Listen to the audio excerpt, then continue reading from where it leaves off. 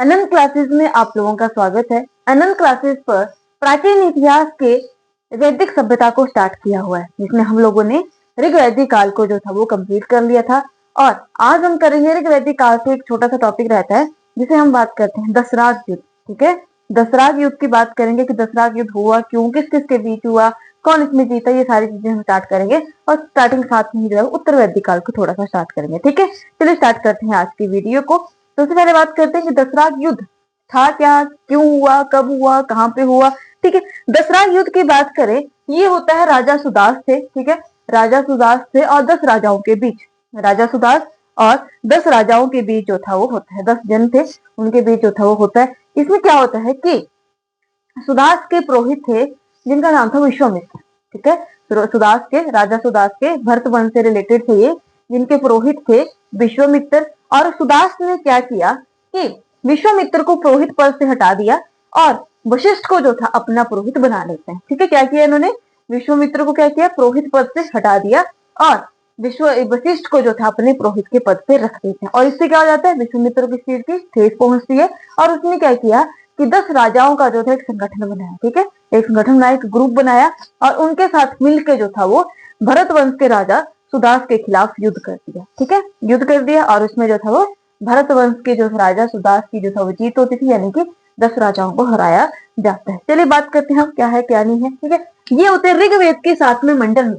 ठीक है, कितने मंडल है हमारे, 10 मंडल है। तो ऋग्वेद के 7वें मंडल में रावी नदी के तट पर, ऋग्वेद के 7वें मंडल में पहले तो दसराज युद्ध का वर्णन किया गया है। कहाँ पे है वर्णन, ऋग्वेद के 7वें मंडल पे। कहाँ पे हुआ, रावी या परुशनी नदी के तट पे। ठीक है, प्राचीन नाम है परुशनी रावी का, रावी या परुशनी नदी के तट पे भरत वंश के, तत्सु कबीले के थे भरत वंश के राजा सुदास और 10 राजाओं के बीच ये युद्ध हुआ था। जैसे मैं आपको बताया कि विश्वामित्र ने क्या किया था, 10 राजाओं के ग्रुप बना दिया। ठीक है, उनके बीच हुआ जिसमें 10 राजाएं थे, 5 आर्यतर या 5 आर्य या 5 आर्यतर, जिसे पंचजन भी कहते हैं। ठीक है, 5 आर्य और 5 आर्यतर थे, जिसको जो था वो अंततः जो मेन लीडर कर रहा था, पुरु जन का राजा कर रहा था। ठीक है, मेन लीडर कौन था इसमें, पुरु जन का राजा जो था मेन लीडर था। अब होता है क्या कि यहाँ पे भरत के साथ था पुरोहित इसका वशिष्ठ और 10 राजाओं का पुरोहित था विश्वामित्र। दोनों के बीच युद्ध होता है रावी नदी के तट पर, परुशनी नदी के तट पर। इसका वर्णन ऋग्वेद के 7वें मंडल में किया गया है। ठीक है, और दोनों का जो है वो रीजन क्या था युद्ध के पीछे, कि भरत ने जो था, भरत वंश के राजा सुदास ने क्या किया था, विश्वामित्र को सिर्फ क्या किया था, पुरोहित पद से हटाया और वशिष्ठ को रख दिया। इसी वजह से विश्वामित्र को ठेस पहुंची और क्या कर दिया उसने, 10 राजाओं का जो था वो एक ग्रुप बना दिया और उनका पुरोहित बन गया। और यहाँ पे उस टाइम जब दसराज युद्ध होता है तब उस टाइम भरत वंश के या सुदास के पुरोहित कौन थे, तो वशिष्ठ थे। ठीक है, और लास्ट में जो था वो सुदास ने क्या किया था, 10 राजाओं को जो था वो हराया था। ठीक है, ये हमारा क्लियर होता है दसराज युद्ध। अब हम स्टार्ट करते हैं उत्तर वैदिक काल। ठीक है, हम लोगों ने वैदिक सभ्यता स्टार्ट करी थी, 2 भागों में जो था डिवाइड बताया था, एक ऋग वैदिक काल बताई थी और एक आपका उत्तर वैदिक काल बताया था। पूरे का पूरा टाइम पीरियड बताया था मैंने इसका 1500 ईसा पूर्व से लेके 600 ईसा पूर्व तक इसका टाइम पीरियड बताया था। और यहाँ पे अगर ऋग वैदिक की बात करें, 1500 ईसा पूर्व से लेके 1000 ईसा पूर्व तक जो है वो हमारा ऋग वैदिक काल था। ठीक है, उत्तर वैदिक काल की बात करते तो 1000 ईसा पूर्व से लेके 600 ईसा पूर्व तक इसका कार्यकाल जो है वो रहता है।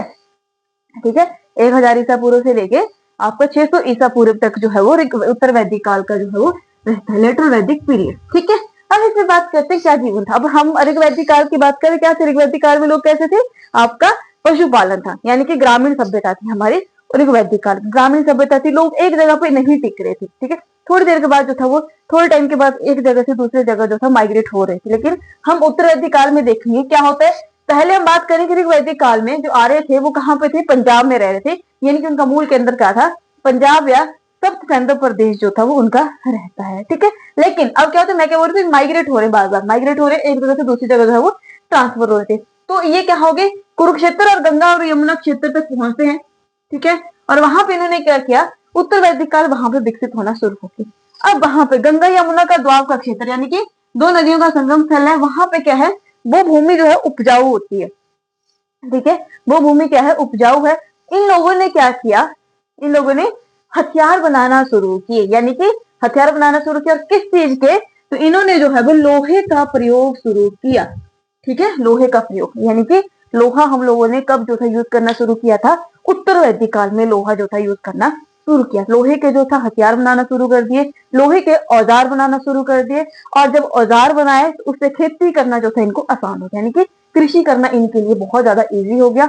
जब ये खेती करने लगे, पहले से ही क्या है वहां पे जमीन काफी ज्यादा उपजाऊ है, जो खेती करने लगे उससे उनको बेनिफिट होने लगे। ठीक है, अब व्यापार करना शुरू कर दिया, व्यापार करना शुरू किया, साथ में इन्होंने क्या किया, स्थायी जीवन जीना भी शुरू कर दिया। अब जो है वो एक जगह रहना जो है वो शुरू कर दिया था इन्होंने। ठीक है जी, क्या हो गया, अब जो है लोग पहले ऋग्वैदिक काल में लोग एक जगह नहीं थे, अब यहाँ पे क्या आ गए, ये लोग एक जगह रहना शुरू कर दिया, स्थायी जीवन जीना शुरू कर दिया, स्थायी जीवन जीना शुरू किया, लोहे का प्रयोग किया, सबसे मेन इंपॉर्टेंट लोहे का प्रयोग भी शुरू किया। लोहे के प्रयोग से इन्होंने क्या किया, औजार बनाए, कृषि के लिए क्या किया, औजार बनाए, औजार बनाए, तो कृषि को इन्होंने अपनी अर्थव्यवस्था का मूल आधार बना दिया। ठीक है, जो कृषि की उसे व्यापार करना शुरू किया, बेनिफिट हुआ, तो उस चीज का क्या कर दिया उन्होंने, अपना मूल आधार किसे बना दिया, कृषि को। लोहे का प्रयोग सबसे पहले मनुष्य ने कब किया, तो आपका उत्तर वैदिक काल में जो था वो लोहे का प्रयोग सबसे पहले जो था वो किया था। ठीक है, और ऋग्वैदिक काल में हमें कौन से वेद की जानकारी मिलती है, वैदिक संहिता या वैदिक सभ्यता क्या है, ये वेदों की जानकारी मिलती है, ज्ञान है। ठीक है, ऋग्वैदिक काल में हमें किस वेद की जानकारी मिलती है, ऋग्वेद की। और उत्तर वैदिक काल में जो हमारे यजुर्वेद है, सामवेद है, अथर्ववेद है, हमारे पास ब्राह्मण ग्रंथ है, उपनिषद है, उनकी जानकारी हमें उनकी रचना कब हुई है, आपका उत्तर वैदिक काल में उनकी जो है वो रचना होती है। इसलिए जो स्थायी जीवन जीना शुरू किया, अब जो छोटे छोटे जन थे, जैसे मैंने पढ़ा यहाँ पे पंचजन है भाई, छोटे छोटे जन थे, वो सारे उनका जो था सभी चीजों का खत्म हो गया। ठीक है, वो जनों का जो था वो विलुप्त हो गए, और बड़े बड़े विकसित राज्य जो था वो उभर कर आए। तो यही पे इनमें सबसे इंपॉर्टेंट है कुरु और पंचाल। उत्तरवैदिक काल में कुरु और पंचाल जो था सबसे अधिक महत्वपूर्ण और सबसे अधिक विकसित जो था वो आपका उत्तरवैदिक काल में देखने को मिलता है। ठीक है जी, स्थायी जीवन जीना शुरू कर दिया, लोहे का प्रयोग शुरू किया, और लोहे को उत्तरवैदिक काल में कहा कृष्ण अयस, कृष्ण अयश या श्याम अयश भी जो है वो कहा था। ठीक है, दोनों एक ही है, कृष्ण और श्याम। ठीक है, कृष्ण अयश या श्याम अयश भी जो था वो कहा गया उत्तरवैदिक काल में आपको लोहे को। ठीक है, स्थायी जीवन जीना शुरू किया, और सबसे बड़ी बात यहाँ पे अब लोग जो है वो कृषि पर आधारित हो गए थे, पहले पशुपालन पे थे, अब जो है ये लोग कृषि पे जो है वो आधारित हो गए थे। ठीक है जी, होप सो आप लोगों को जो है वो आपको दशरथ युद्ध भी क्लियर हो गया होगा, उत्तर वैदिक काल का आपका डिटेल्स आपको क्लियर हो गई होगी। नेक्स्ट हम इसके बारे में इनका सामाजिक, आर्थिक और धार्मिक जीवन को करेंगे। अगर टॉपिक से रिलेटेड कोई भी डाउट हो तो आप नीचे कमेंट बॉक्स में कमेंट कर सकते हैं। Thank you and all the best.